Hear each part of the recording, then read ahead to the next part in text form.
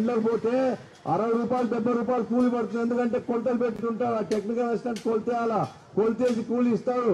ఆ కూలి గిట్టుబాటు కాక తర్వాత ఆ 200 పడేటట్టు చూడాలి కదా. మీకే కనుక అప్పచెప్పి అయ్యా రోజుకు 200 పడే. సభ అధ్యక్షులు ఉమామహేశ్వరరావు గారు, లక్ష్మి గారు, ఇతర మీ నాయకులందరూ, వివిధ జిల్లాల నుంచి వచ్చినటువంటి వాళ్ళందరూ, ప్రియమైన సోదరి సోదరులారా, ఈ ప్రభుత్వం మామూలుగా అడిగితే ఏ సమస్య పరిష్కారం చేయదు. ఒక సిస్టమ్ ఏదైనా ఏర్పాటు చేసినప్పుడు సిస్టమ్ అందరికి వర్తింపజేస్తే తగాదాలు ఉండవు కదా. ఇప్పుడు జియో 151 ఉంది.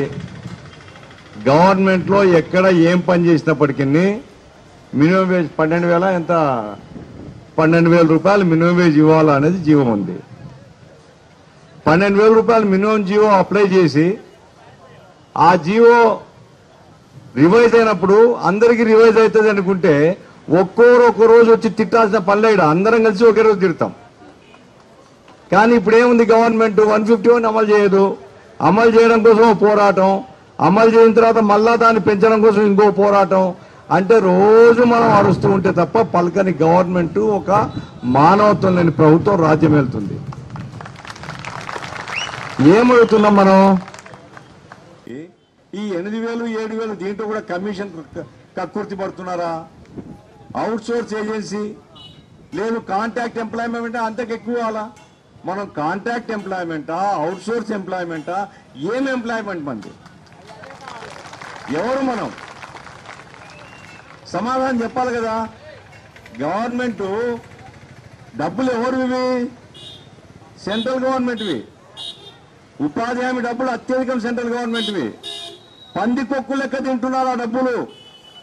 యంత్రాలు పెట్టుకొని యంత్రాలకు 60% చేసిన తర్వాత అనంతపురం జిల్లాలో స్వయంగా చూసినా ఎక్కడ ఉపాధి కులకు పనులు కల్పించడం లేదు.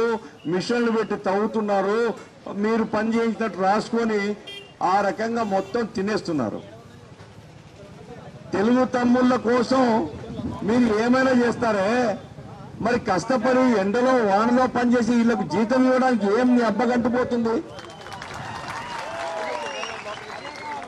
ఏమవుతున్నాం మనం? అయ్యా మమ్మల్ని ఇష్టం వచ్చినప్పుడు తీసే సిస్టం కాకుండా మాకు ఒకసారి పనిలో పెట్టుకున్న తర్వాత మీరు ఫిక్స్డ్ టెన్యూర్ అంటున్నారు. ఏ భాషలో అంటున్నారు నాకు తెలియదు. ఇప్పుడు సెంట్రల్ గవర్నమెంట్ ఒక చట్టం చేసింది ఫిక్స్డ్ టర్మ్ అని.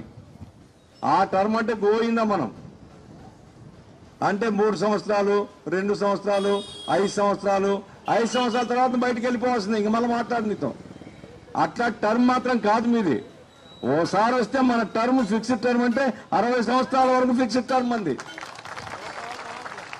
60 సంవత్సరాల తర్వాత బయటికి పోతాం మేము. 60 సంవత్సరాల తర్వాత 60 సంవత్సరాల వరకు మా ఉద్యోగం ఉండాల్సిందే. దానికి భాష ఏం పెట్టుకుంటారో, ఆ ఫిక్స్డ్ టర్మ్, ఫిక్స్డ్ టెన్యూర్ ఏమన్నా పెట్టుకోండి. మనల్ని ఒకసారి ఉద్యోగంలో పెట్టుకున్న తర్వాత ముఖ్యమంత్రి మారినప్పుడల్లా మన జీవితాలు ప్రమాదాలు ఉండకూడదు. వర్తింపజేయాలి, ఈఎస్ఐ వర్తింపజేయాలి. కనీస వేతనం 18,000 రూపాయలు మాకు ఇవ్వండి, ఉద్యోగ భద్రతను కల్పించండి. ఇదేనా మనం కలిగింది? ఇంకేమైనా అడిగామా? ఇది కల్పించే దానిలో ఎక్కడ అవరోధం ఉంది? నువ్వేమో కూలీలకి జీతాలు సరిగా ఇవ్వవు, కనీస వేతనం కూలీలకి ఇవ్వవు, పని చేయించిన దానికి నెలల తరబడి బకాయిలు పెడతావు. గత శాసన మండలిలో కూడా జిల్లాల వారీగా నేను లెక్కలు అడిగి కృష్ణా జిల్లాలో ఎంత పెండింగ్ ఉంది, గుంటూరు జిల్లాలో ఎంత పెండింగ్ ఉంది, రాష్ట్ర వ్యాప్తంగా ఎంత పెండింగ్ ఉందనేది మన బడ్జెట్ సమావేశాల్లో కూడా మనం మాట్లాడటం జరిగింది. ఉపాధి కూలీలు వేతనం పెరిగితేనే 10 దినాలు వస్తాయి మనకి. ఉపాధి కూలీలు మనం బట్టినాడు తెచ్చుకోగలమా? తెచ్చుకునే పని మనం చేయగలమా? లేదు, గవర్నమెంట్ జీతాలు ఇవ్వకపోతే మనం ఇవ్వగలమా వాళ్ళు కూలీ? కాబట్టి ఇదంతా ఎడితిరిగి గవర్నమెంట్ మీద పెద్ద ఎత్తున బాధ్యత ఉన్నది.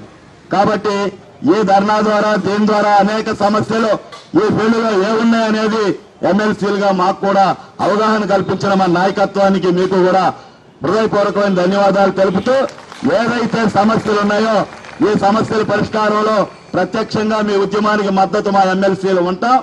రేపు వచ్చే నెలలో సమావేశాలు కూడా జరగబోతా ఉన్నాయి. ఖచ్చితంగా సమావేశాల్లో ఈ అంశాన్ని కూడా శాసన మండలి ద్వారా ప్రభుత్వ దృష్టికి తీసుకెళ్తామని చెప్పి తెలియజేస్తూ సెలవు.